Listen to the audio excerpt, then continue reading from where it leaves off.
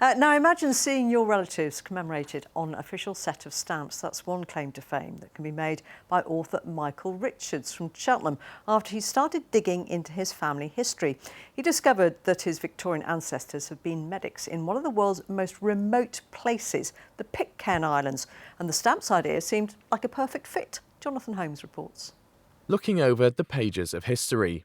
When Michael received this set of Victorian ledgers from a family member, he uncovered a fantastic story of frontier medicine.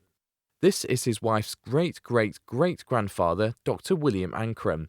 Together with his wife Emily, they lived in Chile in the 1850s, caring for residents of the tiny Pitcairn Islands. It was when I opened the book there on the end there, and that one has actually got the letters thanking them for their care.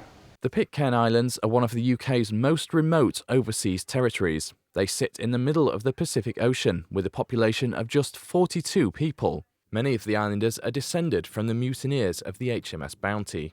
Because of how remote the islands are, postal souvenirs from the Pitcairns have always been in demand, and at one point they brought in good money for the islanders. We primarily got our income to run the island from the sale of stamps. It probably represented about 90 to 95% of the income required to run the infrastructure on the island. Although the rise of email has changed that, it set Michael thinking. What if he could help the islanders with his family tree discovery? Wouldn't it be wonderful historically if their legacy in the Victorian scrapbooks here could be put to some use in producing some Pitcairn Island stamps, which would generate revenue for the islands.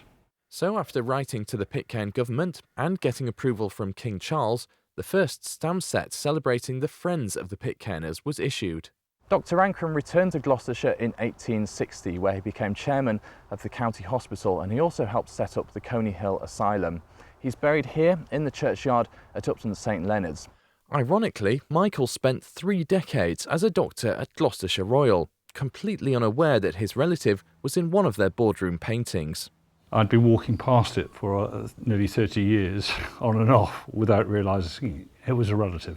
And that was Dr. Ancram? And that was Dr. Ancram. A small postscript on the letters of a medical pioneer.